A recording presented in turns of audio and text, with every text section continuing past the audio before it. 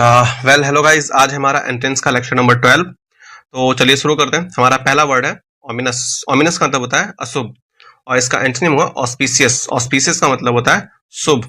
Auspicious का एक और सिनोनिम है पायस। पायस का मतलब भी होता है शुभ। नेक्स्ट वर्ड है ओपेक। ओपेक का मतलब होता है अस्पष्ट। जैसे कि ये धुंधला सा है ना, जो क्लियर ना हो, उसको बोलते हैं अस्पष्ट यानी कि ओपेक। ओपेक का एक और सिनोनिम है जिसको बोलते हैं वेग। वेग का मतलब भी होता है अस्पष्ट, और इसका एंटोनिम होगा क्लियर। क्लियर का मतलब है साफ, मतलब कि प्लेसिड या फिर एपरेंट।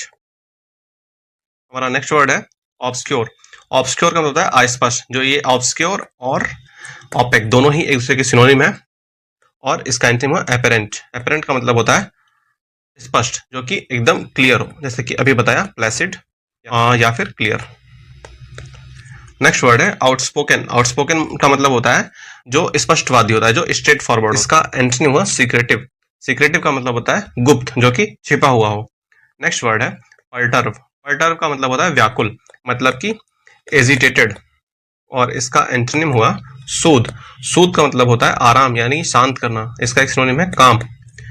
नेक्स्ट वर्ड है पोरस। पोरस मतलब जिसमें छेद ही छेद हो, जैसे कि चाय वाली छन्नी रहती है, वैसे ही पोरस। और इसका एक और सिनोनिम होता है, उसका होता है परमिएबल। परमिएबल। इसका एंटोनिम हुआ इम्परमिएबल। नेक्स्ट वर्ड है ऑब्लिगेट। ऑब्लिगेट का मतलब होता है मजबूर करना, और इसका एंटोनिम हुआ लेट ऑफ। लेट ऑफ का मतलब होता है आजाद करना या कि लिबरेट करना। नेक्स्ट वर्ड है ऑब्स्टिनेट। ऑब्स्टिनेट का मतलब होता है जिद्दी, और ऑब्स्टिनेट का एक और सिनोनिम होता है स्टबर्न, और इसका एंटोनिम हुआ फ्लेक्सिबल। फ्लेक्सिबल का मतलब होता है लचीला, मतलब कि सफल। नेक्स्ट वर्ड है प्रूडेंट। प्रूडेंट का मतलब होता है बुद्धिमत्तापूर्ण, यानी कि जो होशियार हो, और इसका एंटोनिम हुआ इंडिस्क्रीट, मतलब कि अविवेकपूर्ण, जो कि बुद्धिमान ना हो।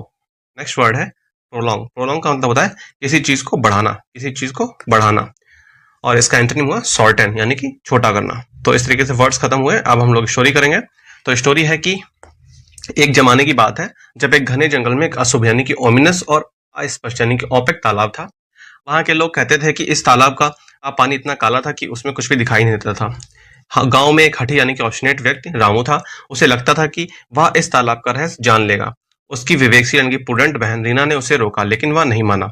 जैसे ही वह तालाब के पास पहुंचा, वहां का माहौल अस्पष्ट यानी कि ऑब्सक्योर और परेशान पर्टव करने वाला हो गया।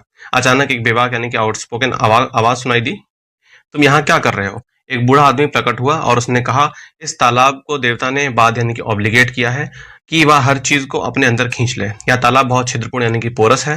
रामू ने डरकर वापस जाना चाहा, लेकिन बहुत देर हो चुकी थी। तालाब का पानी फैलना यानी कि प्रोलॉन्ग होना शुरू हो गया था। रामू को अपनी ओर खींच लिया। रीना ने बहुत कोशिश की, लेकिन वह अपने भाई को बचा नहीं पाई। इस तरह रामू अपने हट के कारण उस तालाब में समा गया। तो इस तरीके से हम लोगों ने वर्ड्स कंप्लीट किए। अब हमारा नेक्स्ट पोर्शन है इडियम्स का, और हमारा पहला इडियम है take for grant. Take for grant का मतलब होता है किसी का जो इंपॉर्टेंस है उसको ना समझना, यानी कि to presuppose as certainly.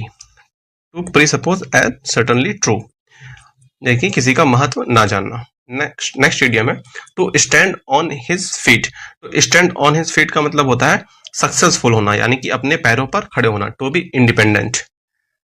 Next idiom है पॉटलक डिनर।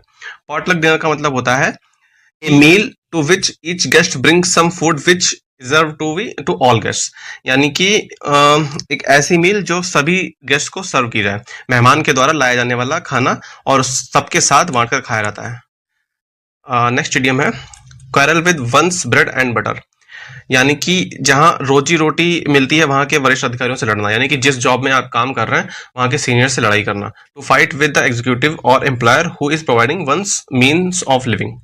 तो इस तरीके से ये लेक्चर कंप्लीट हुआ। कुछ अगर रहता है तो फिर प्लीज आप लोग कमेंट सेक्शन में बता सकते हैं।